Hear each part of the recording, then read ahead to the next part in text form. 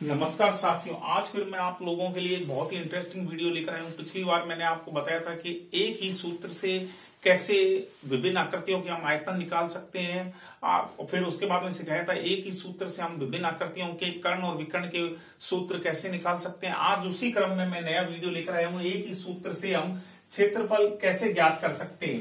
तो क्षेत्रफल ज्ञात करने के लिए आज मैंने बहुत ही आसान तरीका लेकर आया हूं और मैंने देखा है कि मेरे वीडियो के अंदर ज्यादातर व्यूअर बहुत जल्दी जल्दी करके व्यू करते हैं, तो पूरा वीडियो नहीं देखते, तो उसके कारण उनको अच्छी तरह से समझ नहीं आ पाएगा और वो गलती कर बैठेंगे। इसलिए मैं चाहता हूं कि मेरा ये पूरा वीडियो शुरू से लेकर अंत तक आप जरूर देखें।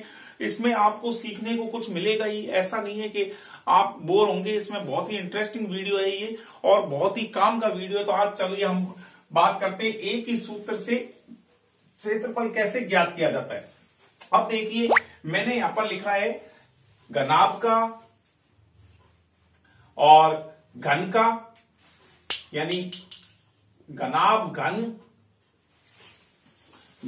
घन बेलन, शंकु और अर्धगोले का, इन सबके मैंने सूत्र आपको एक ही सूत्र से कैसे ज्ञात किए जाते हैं वो बता रहा हूं।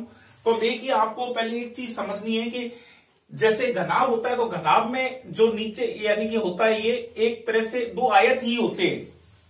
आयत का ही रूप घनाभ होता है, वर्ग का रूप ही घन होता है, और सर्किल यानी सर्किल का ही बेलन बनता है। दोनों सर्किल होते हैं और शंकु भी सर्किल से ही बनता है, और अर्धगोला। तो आज मैं आप लोगों को ये समझाना चाह रहा हूं कि हम एक ही सूत्र से इन सब के सूत्र कैसे क्षेत्रफल के ज्ञात कर सकते हैं। तो सबसे पहले चीज देखिए, मैंने यहां पर केवल वक्र पृष्ठीय क्षेत्रफल ही ज्ञात करना सिखा रहा हूं। क्यों? यहां पर मैंने लिया है घनाभ, घन, बेलन, शंकु और अर्धगोला। यहां पर मैंने गोले का नहीं लिया है। गोला क्यों नहीं लिया है?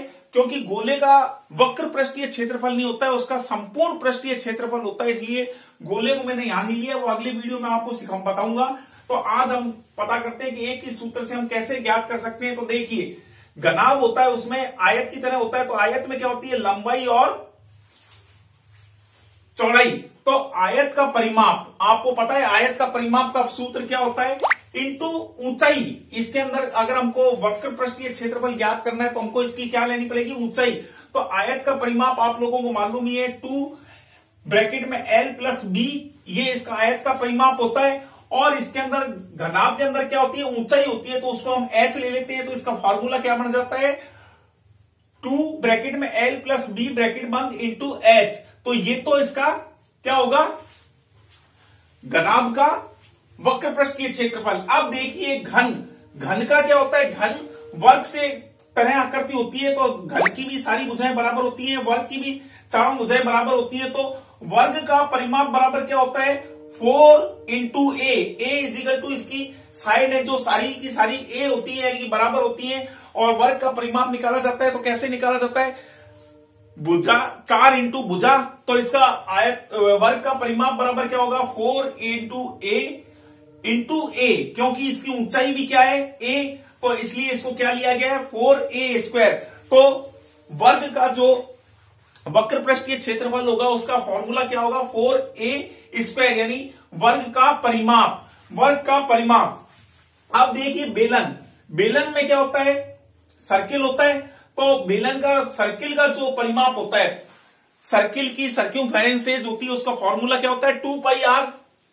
तो 2 पाई आर इंटू एच, क्योंकि इसमें जो बेलन होता है उसमें क्या होती है? ऊंचाई होती है, तो इसलिए 2, इसका तो परिमाप बराबर क्या होगा? 2 पाई, और इंटू एच इसकी ऊंचाई है, तो इसका फॉर्मूला क्या हो जाएगा? 2 पाई आर एच। अब देखिए शंकु का हम क्या करते हैं? सर्किल की हमेशा रेडियस होती है, तो इसका भी सर्क्यूमफेरेंस सर्किल, शंकु में भी, कोण में भी, तो इसका क्या होता है? 2 पाई आर। तो सर्क्यूमफेरेंस इक्वल टू शंकु का परिमाप, सर्किल का परिमाप बराबर क्या होता है? 2 पाई आर। और इसमें ऊंचाई नहीं होती, स्लेंट हाइट होती है, तो उसको एल बोला जाता है। तो इसका फॉर्मूला क्या होगा? 2 पाई आर इंटू एल। लेकिन अब मैंने नीचे डिवाइड 2 क्यों करा है? तो आप देखिए, मैंने पिछले वीडियो में बताया था आपको कि जो ये शंकु होता है वो बेलन के कितने भागों में से बेलन के 2 भागों के बराबर होता है। तो इसके नीचे हमने क्या लगाया है? 2। तो जब 2 से 2 कट जाएगा तो इसका फॉर्मूला क्या आ जाएगा? पाई आर एल। है ना। अब देखिए अर्धगोला, अर्धगोले की क्या होता है, अर्धगोला भी सर्किल होता है, तो इसका क्या होता है 2 पाई आर सर्क्यूमफेरेंस, यानी सर्किल का परिमाप बराबर क्या होता है 2 पाई आर इंटू आर, क्योंकि इसकी ऊंचाई त्रिज्या के बराबर होती है तो आर ही लिया है, तो इसका क्या हो जाएगा 2 पाई आर स्क्वायर।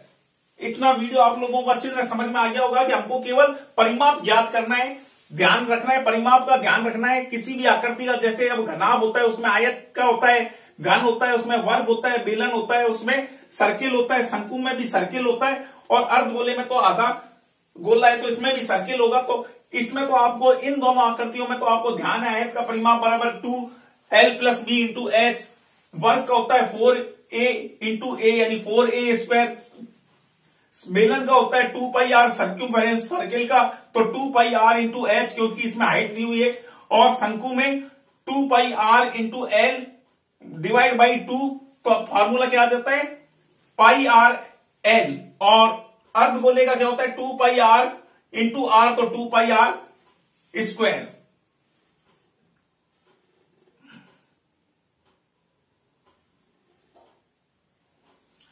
अब देखिए मैंने यहां पर ये 2 क्यों करा था, इसको क्लियर कर देता हूं। इसके शंकु के हम जब पार्ट करते हैं तो 1 2 3 4, बेलन के कितने पार्ट हैं 4 बन गए, और शंकु कितने में आ रहा है 1 और 2 पार्ट, यानी शंकु बेलन का कितने पार्ट्स को ले रहा है 2 पार्ट्स को, तो इसलिए इसके नीचे 2 लगाया है, तो 2 से 2 कट जाता है तो बचता क्या है पाई आर एल।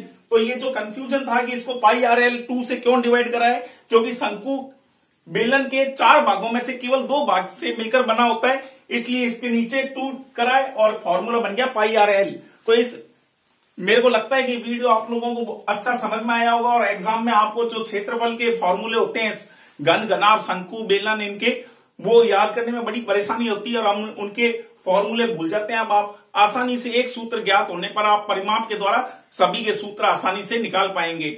वीडियो अगर साथियों पसंद आ रहा है तो प्लीज लाइक शेयर और सब्सक्राइब करने में कंजूसी नहीं करें, मुझे मोटिवेशन मिलता है ऐसे। अगर लाइक शेयर और सब्सक्राइब मिलता है तो मैं और अच्छे वीडियो बनाने की कोशिश करता हूं। धन्यवाद।